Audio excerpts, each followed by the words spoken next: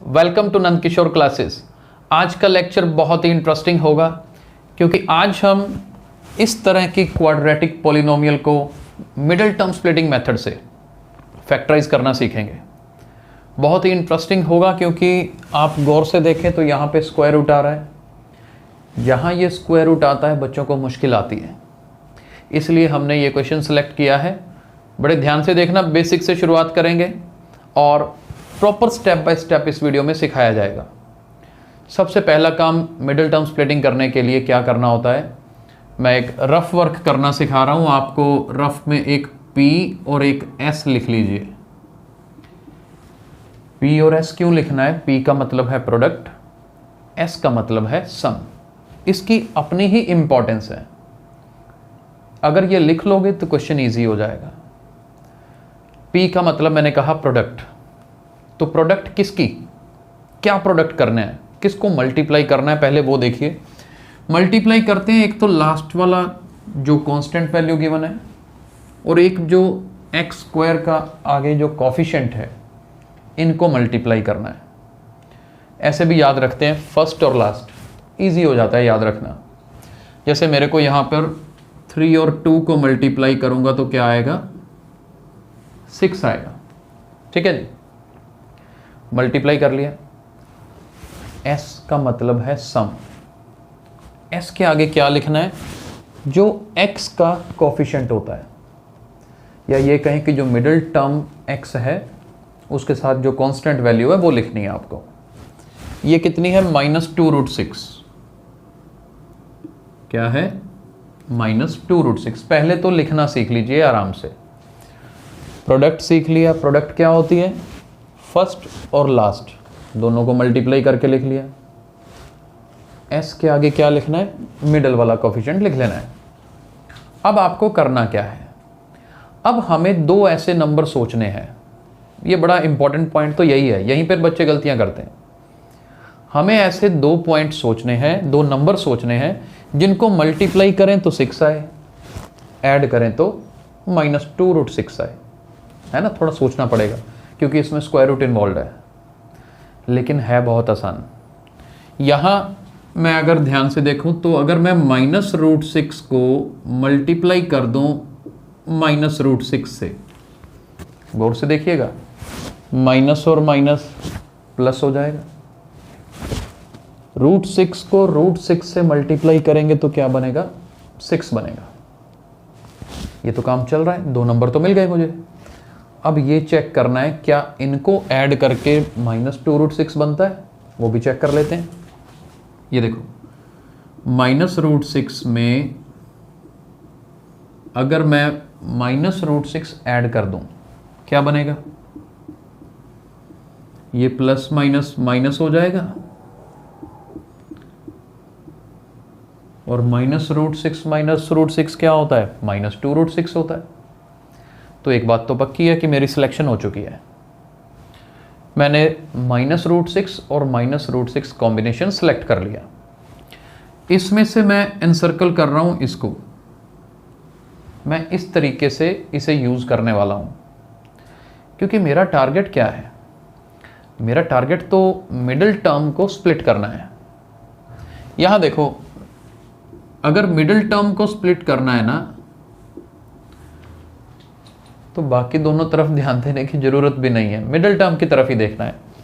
मैंने क्या लिखा था, -√6, तो यहां पर आप क्या करो, -√6, लेकिन x जरूर लगाना है साथ। हमने कोफिशिएंट्स का कॉम्बिनेशन नो डाउट चेक किया, मिडिल टर्म में x भी आता है, तो जो मिडिल टर्म इनको स्प्लिट कर रहे हो ना, दोनों के साथ x जरूर लगाओ। मैंने यहां भी x लगाया, यहां भी लगाया। अब आप देखते हैं स्प्लिटिंग ठीक हुई कि नहीं। -√6x और -√6x दोनों को ऐड करोगे तो -2√6x ही बनता है। बस स्प्लिटिंग हो गई। अब टाइम बहुत अच्छा, हमने ये स्प्लिटिंग कर लिया है तो अब क्वेश्चन आगे बढ़ सकता है। लेकिन मैंने ये क्वेश्चन सेलेक्ट क्यों किया, क्योंकि नॉर्मल क्वेश्चंस में दो टर्म्स में कॉमन बच्चे इजीली निकाल लेते हैं। अब स्क्वायर रूट वाले क्वेश्चन में कॉमन निकालना मुश्किल। कैसे कॉमन निकलेगा, क्या निकलेगा, x तो कॉमन सभी निकाल लेंगे, लेकिन 3 और √6 में से क्या कॉमन निकाला जाए, तो उसका आसान मेथड देखिएगा। क्या आसान मेथड होगा, ये देखो, इस 3 की जगह पर ना √3 मल्टीप्लाई √3 लिख लो, क्योंकि हमें पता है ना √3 को √3 से मल्टीप्लाई करते हैं तो क्या बनता है, 3 बनता है। इसलिए ये जो √6 है ना, मैं इसको भी स्प्लिट कर रहा हूं, √3 मल्टीप्लाई √2 लिख रहा हूं। एक्चुअल में मैं सभी को स्प्लिट कर रहा हूं, रूट की फॉर्म में ही लिख रहा हूं ताकि कॉमन इजीली निकाल सकें।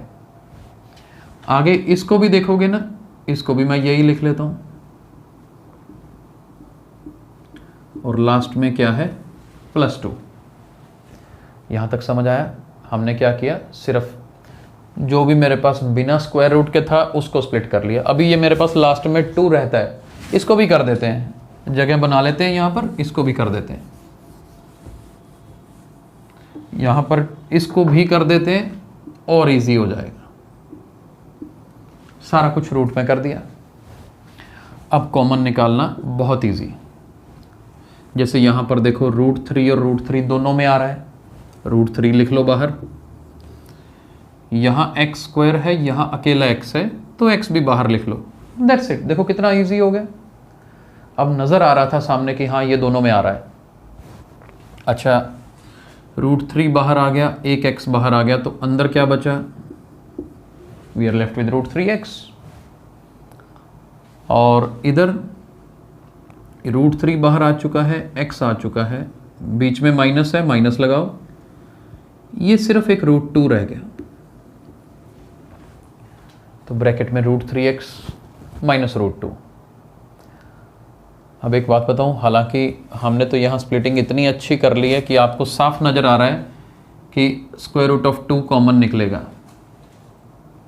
लेकिन प्लस माइनस में फिर कई बार गलती रह जाती है। उसका आसान मेथड, ये हमेशा याद रखो कि जो ये ब्रैकेट होती है ना, नेक्स्ट ब्रैकेट सेम ही बनती है हमेशा। अगर सेम नहीं बन पा रही है ना, तो मतलब आपने कोई ना कोई गलती कर दी है, ये भी याद रखना।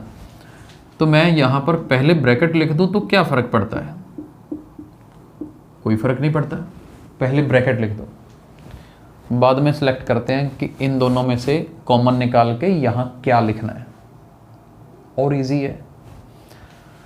जैसे अंदर देखो ब्रैकेट में सबसे पहले √3x आ रहा है, चलो यानी कि ये √3 भी आ गया, ये x भी आ गया, बाकी क्या बचा, एक माइनस का साइन बचा जी, और क्या बचा, एक √2 बचा, 2 ही चीज़ें बची ना, जो रह गया वो बाहर लिख लो। आप पहली टर्म को बैलेंस कर लो, पीछे वाली अपने आप हो जाएगी। आप पीछे वाली करके देखो, माइनस और माइनस प्लस, ये √2 को √2 से मल्टीप्लाई करेंगे तो भैया यही बनेगा। इस तरह से कॉमन निकालना आना चाहिए। और लास्ट स्टेप क्या होता है, ये मेरी फर्स्ट टर्म है, ये मेरी सेकंड टर्म है, 2 टर्म्स है ना। अगर कॉमन निकालना आता है तो इन दोनों में से क्या कॉमन है ये भी देख लो। इन दोनों में ये पूरी ब्रैकेट √3x माइनस √2 पहली में टर्म में भी आ रहा है, दूसरी में भी आ रहा है, दोनों में से कॉमन। अंदर क्या बचा, अब पहली ये पूरी टर्म अंडरलाइन की है ना, उसमें से ये तो मैं बाहर लिख चुका हूं, बचा क्या, ये √3x, तो ये √3x आ जाएगा।